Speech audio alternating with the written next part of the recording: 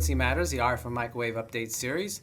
I'm Pat Hindle, and I'm here with my guest co-host, Tom Cole, Vice President of Sales and Marketing at Integra Technologies. Welcome, Tom. Thank you, Pat. In this episode, we're going to take a look at our March test and measurement issue. The cover feature is Mobile Network Testing of 5G FR1 and FR2 Networks, Challenges and Solutions, and it's written by Rodian Schwartz. They go about a new approach using a passive scanner, and it addresses the typical challenges of finding carrier frequencies using SSBs and network synchronization. Tom, what caught your eye in this issue? You know, Pat, as I read through it, especially from a recovering engineer perspective, there were a couple of articles that really caught my eye. The first one was the key sensor capabilities for precision timing in 5G TDD networks, and that was from Wireless Telecom Group.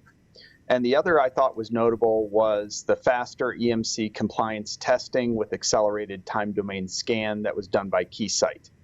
Again, these are two really well-written articles from a practical standpoint, which I always appreciate to be able to break down to that level. So highly recommend both.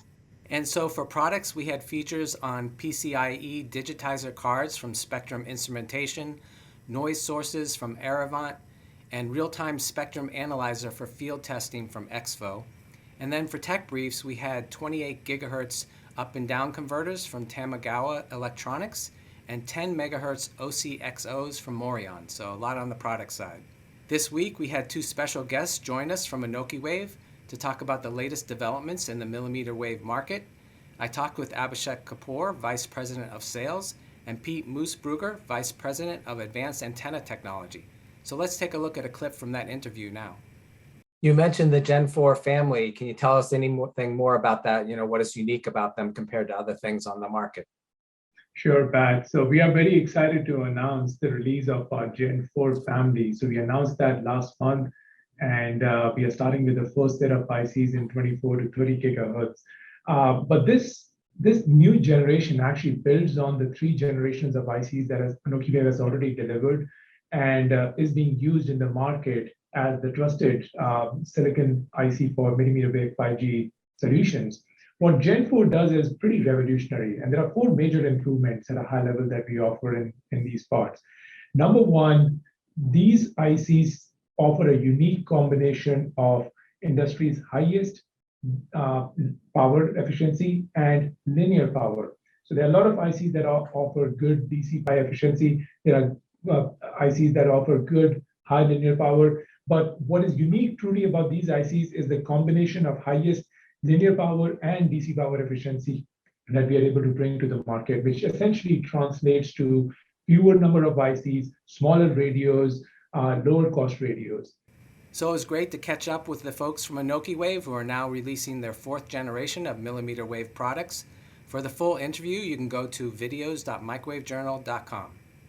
Turning to the news, Keysight Technologies has been granted the first FCC Spectrum Horizons experimental license for developing 6G technology in the sub-terahertz frequency bands, and these are between 95 gigahertz and 3 terahertz. These frequencies could realize high data throughput speeds of 100 gigabits per second all the way up to a terabit per second. And they also could realize really ultra-low latencies across short distances. We also saw Under announce that they're going to be the first company to mass produce a fully automotive qualified 4D digital imaging radar on chip, making it possible for next generation advanced driver assistance systems, autonomous vehicles, and automated mobility applications. It will debut on the Fisker Ocean SUV this fall.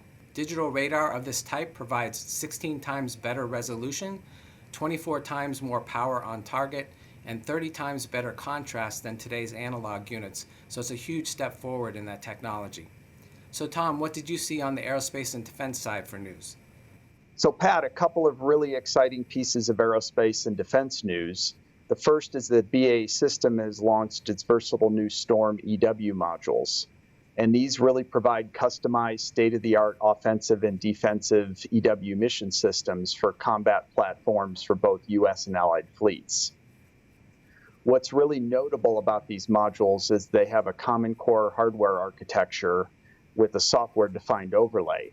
And that really helps to accelerate the delivery of this capability to warfighters to provide situational awareness, survivability, and the electromagnetic capabilities that are really required for today's complex missions. The second piece of news on the aerospace and defense front is that Boeing has begun building its latest version of the wideband global SATCOM satellite system, the WGS-11. This leverages a lot of the latest commercial technology with advanced techniques to put out satellites in a much faster pace compared to what it would have done with similar clean sheet designs in the past.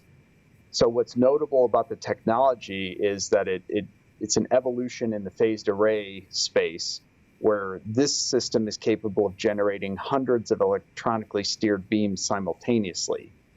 And what's really notable about that is it provides more than twice the mission capability compared to the existing satellites in today's fleets. So very exciting news and fantastic developments as far as capability for aerospace and defense systems. And turning to events, Mobile World Congress wrapped up last week, and we published a complete show summary online, which you can get to from our homepage. Just a quick summary, there were more than 60,000 attendees, and that was pretty good considering they usually get about 100 to 110,000. And some of the overall highlights that we saw were the FCC announced that they will auction off the 2.5 gigahertz midband starting in July. China Mobile said that they plan to deploy 1 million 5G base stations by the end of this year. And Vodafone said that the fragmentation of the European 5G market is really causing the region to fall behind, and they really need to invest more and get better organized. So what are Integra's next big event coming up, and what things do you have releasing over the coming months? So Pat, for Integra, we're really excited to be back in person and attending several events this year. The first of which will be the Radar Conference coming up this month in New York. Also looking very forward to being in person for IMS this year and for European Microwave.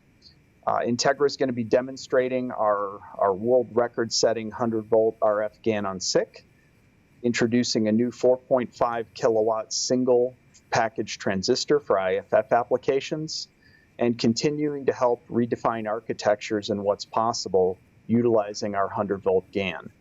So we're very excited to see everybody and look forward to meeting everybody in person again after a very long drought through the COVID period. Yeah, that's a very impressive technology, so I look forward to seeing some of those demos at the shows. Well, that wraps up this episode. Our sponsors are RFMW, a premier pure-play technical distributor of RF and microwave products, and also mmWave, a fabless semiconductor company providing highly integrated mmWave silicon ICs to enable large-scale commercialization of phased array active antennas for 5G, SATCOM, and aerospace and defense. Remember that anyone in the industry can subscribe to Microwave Journal. Just go to microwavejournal.com/subscribe. Thanks for watching, and see you next time on Frequency Matters.